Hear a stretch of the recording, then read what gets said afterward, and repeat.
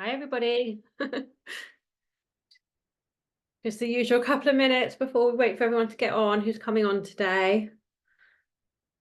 How's everyone doing? You all enjoying the reset so far? Are you finding it helpful? Getting what you want out of it? Getting enough information? Accessing links and things as you need to? Yeah. Hi, Joe. Great. Thanks, Jane.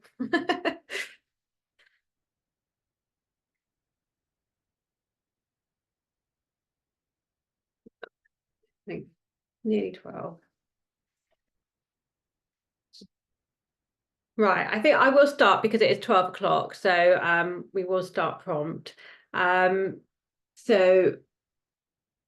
Joe says you can't access the chat. I can see the chat. Joe, can you see the chat now? I can't. Okay, thumbs up. Great. Okay, right. Okay, so we're Wednesday. It's hump day. We're halfway through the week, and I'm really enjoying all your comments, all your sharing, all the interaction on the Facebook group. So thank you for engaging and for enjoying it. It's lovely to see all your comments, your photos, your questions, and also everyone answering each other's questions as well. I really love all that. So thank you. I hope you found yesterday good. We started looking at a daily routine and talking about lunch and things like that as well. So I think that was a really good build up to today, which is in turn a build up to tomorrow. So today we are looking at how to build our plate.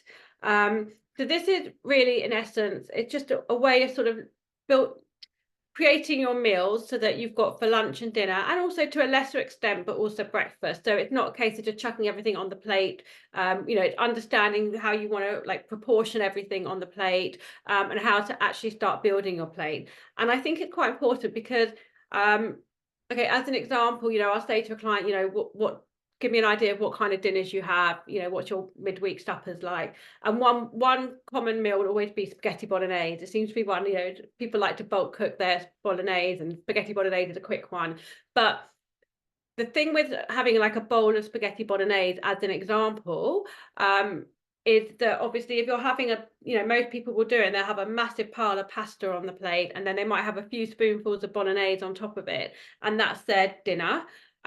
But if we want to build our plate sort of following like the eat better, feel better ideas, and to have that more healthy balance of all the different groups of the food on the plate, that's not really the right way to do it. So when we're building our plate for our lunch and our dinner, we really want to think of the plate as, I kind of always explain it in the group, as kind of being like a clock face. So if you think of 12 o'clock to 6 o'clock, half your plate, that should be your vegetables. So it should either be your salad, your vegetables, it's your fiber, and it can be any mixture of vegetables. And we're going to talk about different vegetables and things in a minute when we go on to the next part of the workbook. But when you're building your plate, do make sure that half of it at lunch and dinner is vegetables. So when you're looking down that bowl of spaghetti bolognese, there's not really a lot of vegetables there. The proportions are wrong. So make sure, by all means, if you want some spaghetti with your bolognese, that's great. Enjoy it. But it should be a much smaller portion of your plate, and you should still have that half your dinner is, your vegetables, even if it's a side salad on a separate plate, or even if it's a salad as a starter, or a bowl of soup as a starter, the context of your whole meal, you've got half of your food that you're taking in as your vegetables, and that's really important. Fiber is so important. I think it's in month 2 of the Eat Better, Feel Better framework. It's all about gut health, and we talk a lot about fiber in that and why fiber is so important. But it also helps keep you fuller for longer. It's going to keep you feeling satisfied. It's going to balance your blood sugar. It does lots of really important things for us. So make sure that half your plate is vegetables. It doesn't really matter what vegetables. Sometimes I like to go for all different colors. I think of like the rainbow, and I go for yellow peppers and green courgettes and brown mushrooms and whatever else. And sometimes I just do like a green medley, and I'll do like green beans and mange tout and peas and sugar snaps, and just keep it all one color for a bit of fun as well. So yeah, that's my idea of fun. Never mind. So that's the kind of, just have, play around with it, but just try and get a nice variety over the course of the week, over the course of the day, and in that particular meal, try and go for a little mixture as well. So half your plate should always be those vegetables, those salad. And then if you're going back to the clock face, and we're thinking again, we're now at 6 o'clock, and we've done 12 till 6 is our vegetables, 6 to 10, that should be your protein. I mean, this is all sort of a rough guidance, but that's again where we want to emphasize the protein. And it came up in the chat on the live Zoom yesterday. Can you have too much protein? Isn't that a problem? And so, yes, one could have too much protein, but this way of eating that I'm telling you about through the course of Eat Better, Feel Better, you're never going to have too much protein. It's not that kind of diet. You can have too much protein if you're having, 5 eggs and chicken for breakfast and chicken and steak for lunch and dinner, like the bodybuilders do. There is a possibility of overdoing the protein, and that can put a lot of strain on the kidneys, and it can be quite build up a lot of ammonia in the blood. So that is not a good idea. But the way that I'm talking about having protein is ensuring that there is some protein in every meal. And I'm talking about mixing the animal and the plant-based protein and layering it up. So it's not really possible to eat too much protein the way that we're talking about. So when you look down at your plate and you want it from sort of 6 to 10 to be your protein, so it might be, your omelette, your steak, your chicken, your fish, your tofu, whatever it is, but that will be your protein. And then that leaves a little bit of room on the clock from 10 to 12, and that can be your starches, your carbohydrates. So like I said yesterday, personally for me, I like to save my carbohydrates for dinner. I like to have, I'm always making, my family will love their carbs. I've got a man who likes his starch on the plate. I've got a son who's carb crazy. So I always make carbs with dinner. So I want to have some. I don't want to be giving them all the nice carbs and I'm not enjoying them. So I save them for dinner. But it's just about getting that ratio right. So the biggest thing on your plate should be your fiber, your vegetables, your salad. Then it should be your protein. And then the starches should almost be like a little afterthought, a bit of a dressing, a bit of a thing on the side. It's not the main event. So if you picture that concept alongside the original spaghetti bolognese concept that I spoke about earlier, you can see the difference of what I'm talking about. So it's really important that we get that combination in. We need the protein over the course of the day.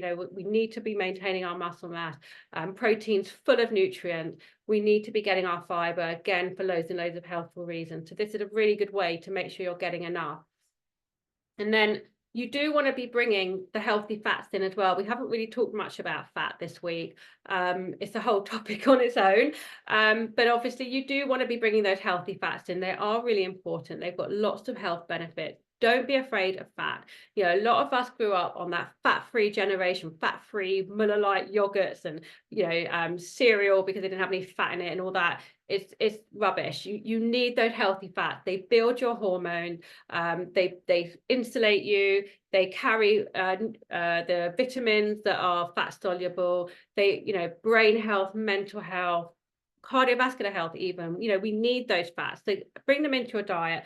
But again, they're almost like a complement. Put them on the plate, use them when you're cooking. So maybe you'd put some butter on your vegetables, which sounds like quite alien to a lot of us, but enjoying things like that can be really good. If you put some melted butter on your vegetables, you're going to absorb the vitamin K, the vitamin D, and the vitamin A in those vegetables much better because the fat's there to absorb them.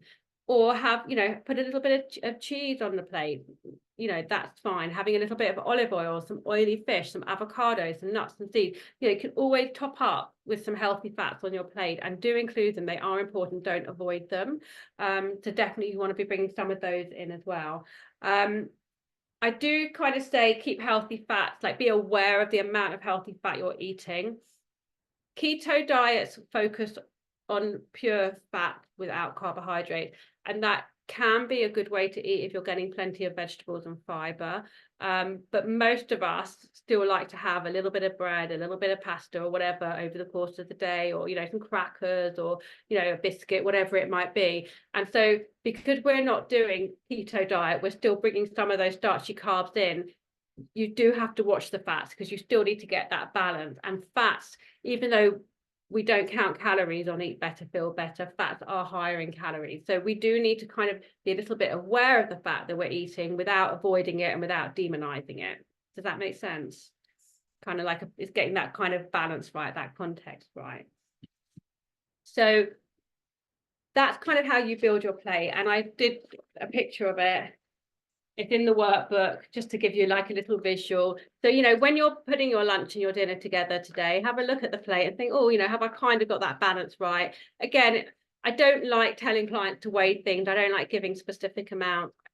I think that it's not a sustainable way to eat. You know, you might weigh everything, you know, to the nth degree for a week or two. You're going to end up losing the momentum for doing that. This is a really quick, visual, sustainable, easy way to check what you're eating and just to keep a general tab.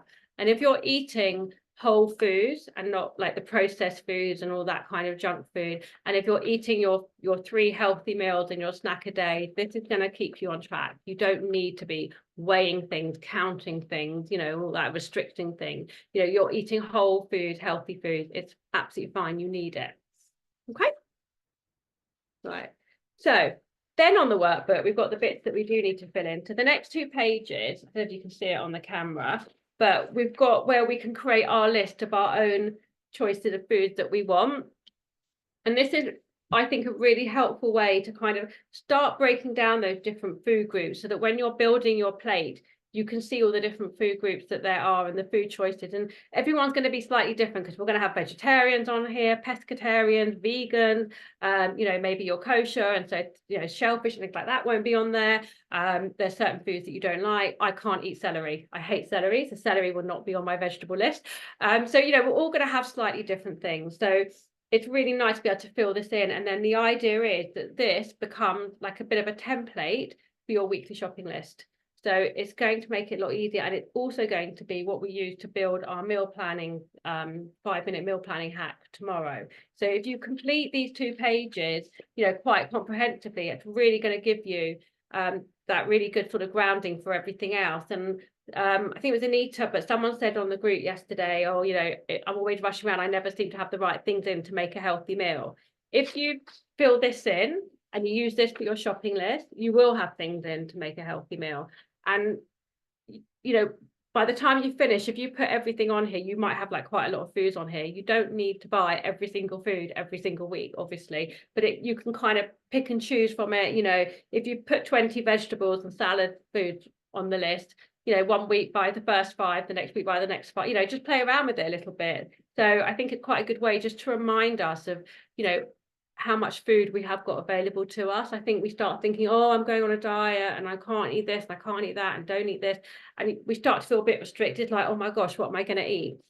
This, if you do this properly, this will be full of food. There's so many different foods that you can eat. So have fun with it.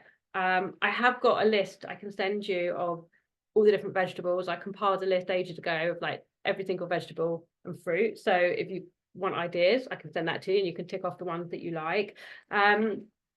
But start filling this in, and you've got the non-starchy vegetables. So obviously that as a general rule, that's probably everything that just grows above ground. I would say kind of the rough idea.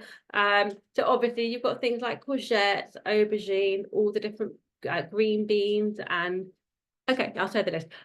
Green beans, peppers, cucumbers, onions, mushrooms. I mean, the list could go on and on and on. So fill that in. Also, you've got your salads on there. You know, what weird and wonderful vegetables can you put in your salad, and fruits could you put in your salad? Radishes, different types of leaves. You know, the leafy greens are amazing, and we want lots of leafy greens in our diet. So, you know, maybe make a list of all the different leaves that you like. You know, rocket spinach, you know, kale, all the different options. And the same with the fruits. You know, write a list of fruits. For some reason, people are really scared of like eating fruit, and they'll say to me, oh, I don't eat fruit, I avoid fruit. But then I'll say, well, what do you eat when you know you want something sweet? And they say, well, I'll have a biscuit. I mean, obviously the fruit is so healthy. It's so, when you're eating the whole fruit and it's full of all the fiber and all those nutrients, and they're, you know, it's like, it's almost, it's so healthy. You don't need to avoid whole fruit. Do avoid like fruit juices, like restrict fruit juices and dried fruits, because then there's no fiber in there, or they're, you know, the dried fruit is more intense with the sugar because it's dried, there's no water in there. But whole fresh fruit, enjoy it. So that's fine. So put fruits on there. Some fruits are going to be slightly lower in sugar on the glycemic index than other fruits. So things like berries are amazing, kiwi's great, pear, apple, they're all great. But, you know, enjoy some mango, enjoy some oranges and satsumas. There's nothing wrong with it. It's whole fruit. You know, nature made it. Enjoy it. So that list there should be lovely and bulging, and lots of different colors, lots of different textures, lots of different options. And then we've got our lean proteins.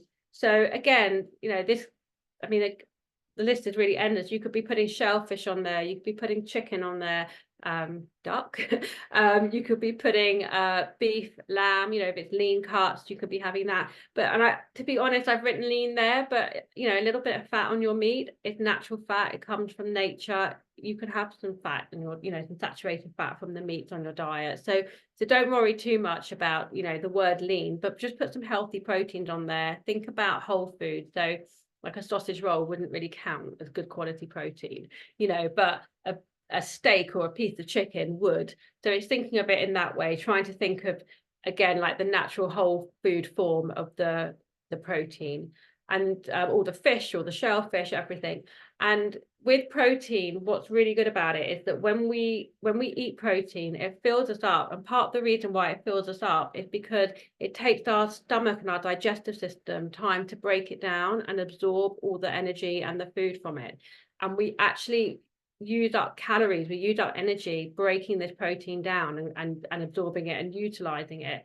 So it's a really good way to eat. And you know, protein from good quality shops, butchers, whatever, is going to be full of loads of great nutrients as well. So you know, do be aware of that. And I know some, you know, budget is going to be restricted sometimes. It's not always possible to get, you know, the organic, grass-fed, whatever it might be, but try and go for the best quality you can, even if it means you have a bit less of it, because the cheaper meats and fish and things like that, like the farm one, they're fed a diet that's not natural for the animals, and that makes the quality of the protein less good. So try and be aware of that where you can. But again, you know, protein is really good for us. Make sure you're getting protein. The next one is starches. So what do I mean by starches? So it's going to be things like pasta, potatoes, rice. You could put your starchy vegetables here. You could put things like lentils and chickpeas and legumes in here as well. Obviously, some of these foods are going to cross some of the other groups, you know, like your lentils and things would count a little bit as your protein as well. If you're vegetarian or vegan, they count as a bigger portion of your protein. If you eat meat and fish, you know, then it's going to just be, it's that concept of layering up your protein. You're getting that extra bit of protein from them. Try and go for, again, the starches where they look like nature made them. And that's going to be the best option. So things like a baked potato over French fries, you know, or rice. So I personally think rice over pasta is better. It's a bit more digestible as well. The question over brown rice and white rice and things like that it's a little bit debated by nutritionists. If you like brown rice, go for the brown rice. It is a little bit healthier, but you know, a little bit of rice on your plate is going to be fine. You're having lots of whole food, lots of healthy food, you know, a couple of tablespoons, 3 or 4 tablespoons of you know, white rice, basmati rice on your plate, or a little bit of pasta is not going to do any harm. It's better to have that and enjoy it and find that meal as satisfying and filling, rather than depriving yourself and then after dinner you're sitting on the sofa thinking, right, I'm still hungry, what can I have now? And that's when you go for the biscuits, the cake, the chocolate. So make your plate satisfying, make it filling, get the proportions right, and you'll be fine. So that's starches.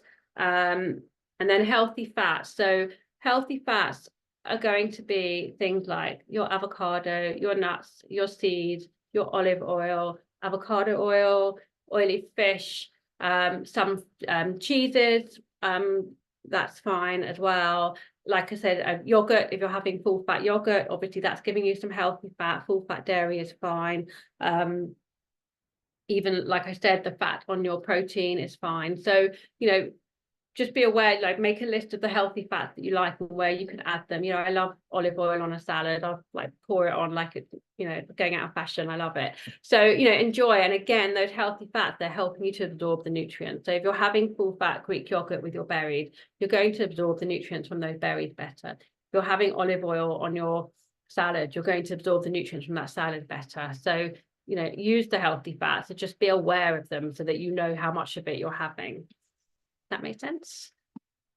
So do fill these 2 sheets in over the course of the day.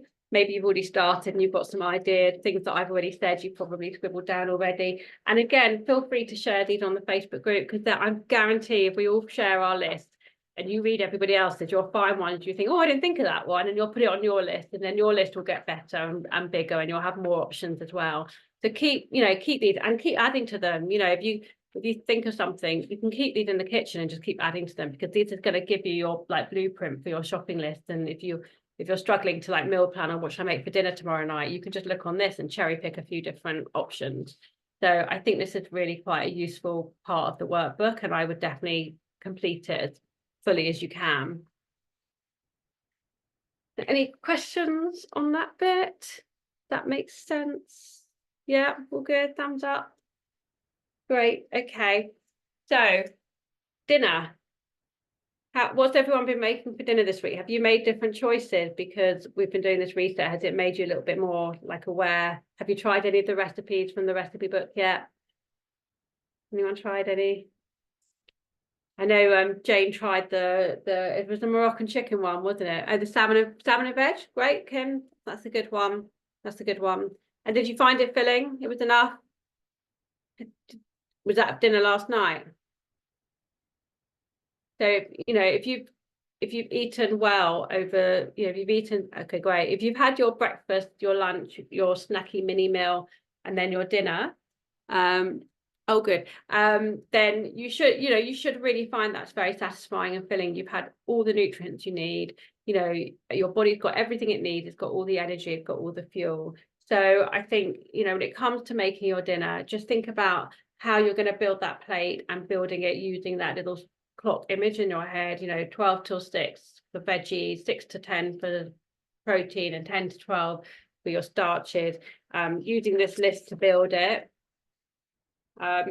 Leftovers, again, as invaluable, or bulk cooking. If you've got a bit of time to potter and you want to, you can make extra, then do so. And the freezer's great, the fridge is great for leftovers.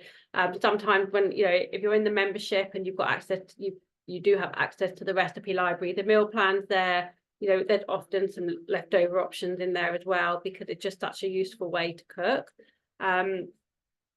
Also, if like me, you get a bit noshy while you're cooking in the kitchen, I would have like some crudités to hand. So I'm nibbling my vegetables while I'm making dinner, and it's just extra veg, and it's all, I'm eating it while I'm cooking. It's fine. It counts as dinner. So it's like a bit of a starter, a bit of an appetizer.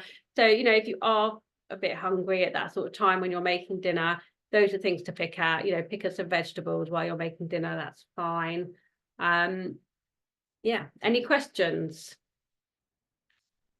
No, you're really quiet today. Okay.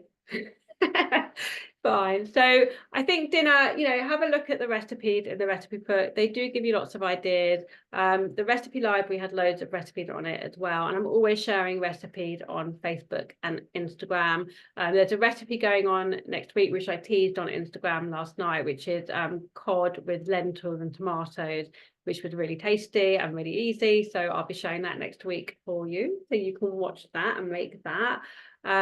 But definitely I would say this is like the key to doing your list of your foods, because that's just going to give you that focus on what you want to be putting. Because tomorrow we're doing the 5-minute hack to meal plan, and we're going to need those sheets to have them completed and have them ready, because then you can actually make your meal plan during the session tomorrow. So if those sheets are complete, we can sit and do the meal plan on Thursday together tomorrow, and we'll get, in 5 minutes, you'll have an easy peasy weekly meal plan ready for you that you can just, put on repeat, and just, swap out the odd meal when you want to, or, you might just swap out one of the vegetables and play around with it. So it's really easy. It's, it's meant to be effective and easy and not overwhelming, not complicated, and just start off simple, and then you can like build it up from there. But I think, people think, oh, I've got to sit a meal plan, it's going to take me an hour, but that would be this is a really quick way to do it. It's a bit of a cheat way to do it. So I will share that with you tomorrow. Yeah, I will share that. Anybody got any questions or any thoughts, anything you want to ask? I was looking, does that say snacking? I haven't opened up the whole chat, Anita. Let me open it up. Yeah, I know the snacks. I know this. The snacks is the one, I think, isn't it? Because I think we all kind of feel like we know what we should be eating pretty much for our meals. It's the snacking. But don't worry, tomorrow we will be looking at snacks. So bring some extra paper so we can write about our snack ideas. We will probably come off mute and I will ask you to share your snack ideas. So maybe think about that and come up with a couple, or you've got your go-tos that you can share with us as well, because that's always really good. Everyone's always got different ideas, so it's nice to share them. So I think that is probably a wrap for today. But do think about, have a look at your plate tonight. Maybe try and build it consciously using that clock idea, and snap a photo of it and share it. Let's see, all the different colors and textures, and how we've split what we call the macros up, the proteins and the fats and the fibers and things, and carbs. And let's see how we've all structured our plates, and see if it made you do it a bit different. If you're making a meal tonight that you always make, but maybe you're proportion it out a bit differently, and see how you feel on that. Do you notice a difference on that? And do your lists for your different food groups, so that we can then tomorrow do our meal plan.